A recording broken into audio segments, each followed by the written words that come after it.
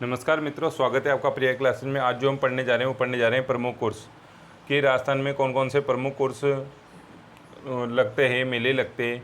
तो सबसे पहले हम बात करेंगे ख्वाजा मोइनुद्दीन चिश्ती की। ख्वाजा मोइनुद्दीन चिश्ती ये चिश्ती संप्रदाय के बहुत बड़े संत थे और इनका जो उर्स लगता है वो लगता है आपके अजमेर में। इनकी अजमेर में दरगाह भी है। पूछ लिया जाए कि ख्वाजा मोइनुद्दीन चिश्ती किसके साथ आए थे भारत, तो ध्यान रखना कि जो मोहम्मद गोरी था, उस मोहम्मद गोरी के साथ जब उसने भारत पे आक्रमण किया उसके साथ ये भारत आए थे। और कहाँ से आए थे, तो ध्यान रखना ईरान से आए थे। तो ये दो महत्वपूर्ण प्रश्न और आपको ध्यान रखने, किसके साथ भारत आए थे, तो मोहम्मद गोरी के साथ आए थे। कहाँ से आए थे, ईरान से आए थे, अजमेर आए थे। और आपको यहाँ से कुछ प्रश्न बनते कि भारत का जो मुस्लिम समुदाय है उसका जो सबसे बड़ा जो मेला लगता है या उर्स लगता है वो कौन सा है, तो भारत में मुस्लिम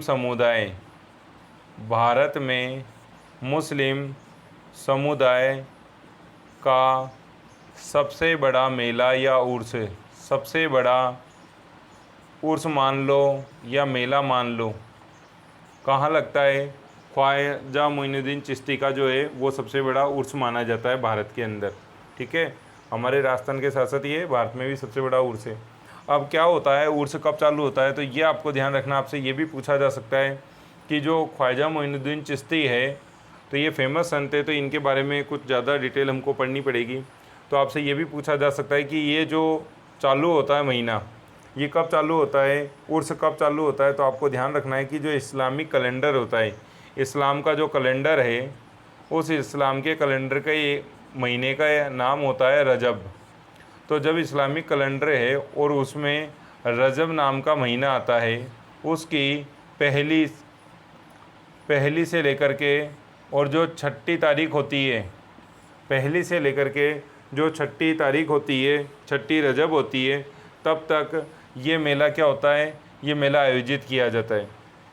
ये आपको ध्यान रखना है। इसी में आपको ध्यान रखना है कि जो छठी तारीख होती है, उस छठी तारीख के दिन, छठी तारीख को गुलाब जल छिड़का जाता है। और जो 9वीं तारीख होती है, तो 9वीं तारीख को बड़े कुल की रस्म अदा की जाती है। तो ध्यान रखना, रजब की 9वीं तारीख को बड़े कुल की रस्म अदा की जाती है। तो ये भी आपसे पूछा जा सकता है कि बड़े कुल की रस्म किस तारीख को अदा की जाती है, तो आप ध्यान रखना 9वीं तारीख को।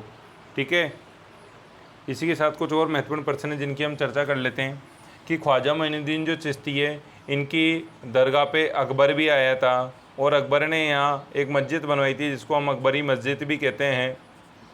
ठीक है, इसी के अलावा आपको ध्यान रखना है कि ये जब अकबर ख्वाजा मोइनुद्दीन चिश्ती की दरबार में 1562 में पहली बार आया था, उसी समय इसने सांबर में जिसको हम कहते हैं भारमल, ठीक है, भारमल जो कछवा आमेर के शासक थे, उनकी पुत्री थी हरका बाई, उसके साथ क्या किया था, हरका बाई के साथ विवाह भी किया था। किसने, अकबर ने। तो अकबर की हम यहाँ बात नहीं करेंगे, हम यहाँ बात करेंगे कि ख्वाजा मोइनुद्दीन चिश्ती के बारे में। तो जो ख्वाजा मोइनुद्दीन चिश्ती है, वहाँ क्या, बड़ी देग का मतलब है एक बहुत बड़ी सारी कढ़ाई है जिसमें मतलब भोजन पकता है। ठीक है, उर्स के मेले में। तो बड़ी देग जो दी थी वो किसने दी थी, कभी ऐसा प्रश्न पूछ ले तो ध्यान रखना, बड़ी देग दी थी अकबर ने। और वहाँ एक छोटी देग भी है, और छोटी देग जो दी थी वो दी थी आपके जहांगीर ने। छोटी देग को देने वाला कौन था, तो आपको ध्यान रखना है कि जो छोटी देग दी थी वो दी थी अकबर के पुत्र जहांगीर ने। ये जहांगीर के द्वारा यहाँ पे बनवाई गई थी। ठीक है, हुए क्या, तो बड़ी देग का मतलब एक बहुत बड़ी सारी कढ़ाई है जिसमें हज़ारों लोगों का खाना बन सकता है, और छोटी देग का मतलब कि इससे छोटी है थोड़ी कढ़ाई। तो ये आपको ये विशेष तथ्य है जो इसके बारे में ध्यान रखने चाहिए। आगे हम बात करते हैं नेक्स्ट उर्स की। हम जो दूसरा उर्स पढ़ रहे हैं प्रमुख है, वो है गलियाकोट का उर्स। गलियाकोट का उर्स कहाँ आयोजित होता है, सबसे पहले तो हमको ये ध्यान रखना है। तो गलियाकोट का उर्स, गलियाकोट जो सागवाड़ तहसील डूंगरपुर में आता है, तो आपको जगह का नाम पूछ लेगा, तो आपको ध्यान रखना है डूंगरपुर में। डूंगरपुर में आयोजित होता है ये गलियाकोट के अंतर्गत। किसके लिए आयोजित होता है, यानी किस संत की मज़ार है। जैसे ख्वाजा मोइनुद्दीन चिश्ती में तो हमको ध्यान है कि मोइनुद्दीन चिश्ती से मोइनुद्दीन चिश्ती आप याद रख लोगे, लेकिन यहाँ गलियाकोट यहाँ स्थान का नाम दे दिया, ठीक है। तो गलियाकोट का है तो ध्यान रखना है डूंगरपुर में। अब यहाँ आपको वो संत पूछ लेगा कि गलियाकोट में किस संत का, तो आपको ध्यान रखना है कि यहाँ जो संत थे उन संत का नाम है सैयद फ़खरुद्दीन, ये संत है। कैसे याद रखोगे, ये एक बड़ी समस्या होती है। तो देखो मैं आपको याद कराने का प्रयास करता हूँ, ठीक है। ऐसे याद रख लो कि गलिया की जगह गलियाकोट की जगह गलिया है, गलिया, और गलियों में क्या बैठा है, फ़कीर बैठा है। गली में कौन बैठा है, ठीक है। तो फ़कीर को ये तो है नहीं कि कोई महल बना के बैठ जाओ और आप उसको लाखों का दान दे दोगे या रुपए दे दोगे, 1 रुपया नहीं दोगे फिर तो क्या है, वो व्यक्ति क्या है, गली के अंदर बैठा है और फ़कीर बन के बैठा हुआ है, ठीक है।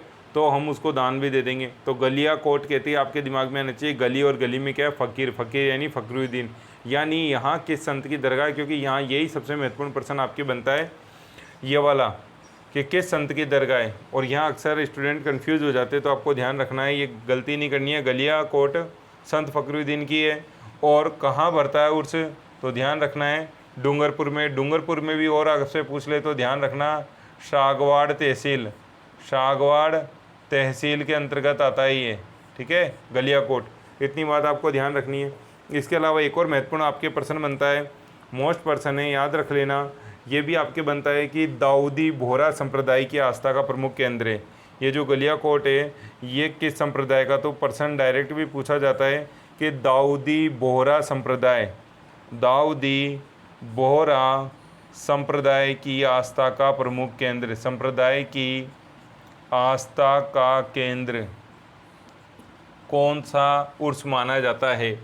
तो आपको ध्यान रखना है कि जो दाऊदी बोहरा संप्रदाय है उसका जो प्रमुख केंद्र है, मतलब वो आस्था का, वो क्या माना जाता है, गलियाकोट का उर्स माना जाता है।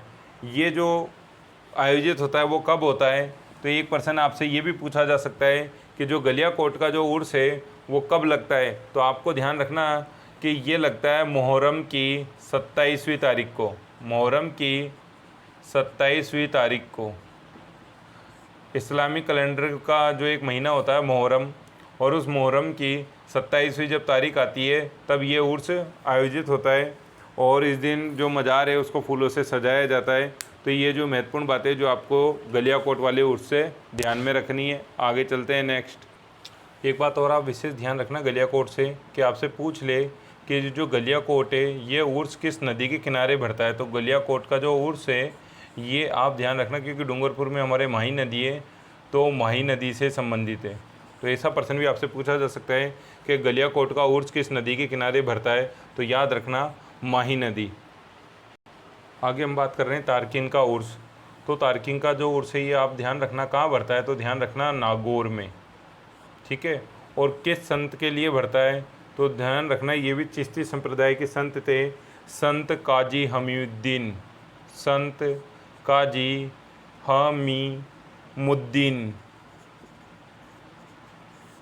ठीक है। आगे इनके नागौरी भी लगा रहता है, लेकिन एग्जामिनर हो सकता है हमको नागौरी नहीं देगा, इसलिए आपको संत हमीमुद्दीन ही याद रखना पड़ेगा, ठीक है।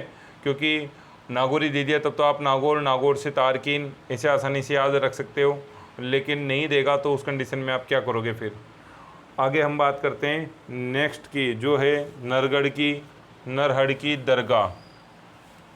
तो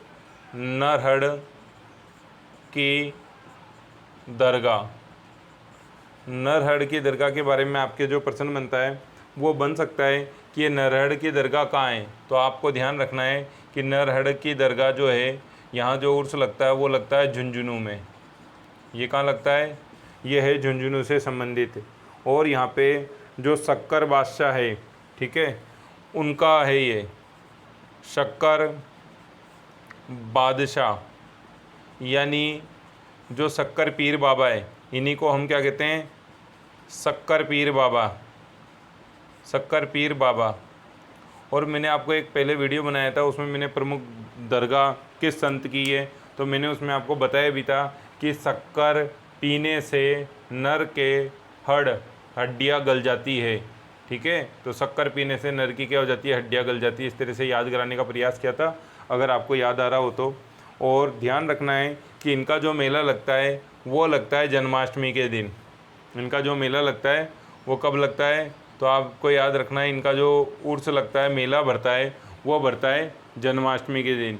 तो इतनी बातें इन सन से आपको याद रखनी है। तो आई होप आपको वीडियो समझ में आया होगा, आपको चीज़ें याद हुई होगी। अगर आपको वीडियो समझ में आया, चीज़ें याद हुई है, तो आप वीडियो को लाइक कीजिए, शेयर कीजिए, कमेंट कीजिए। Thank you.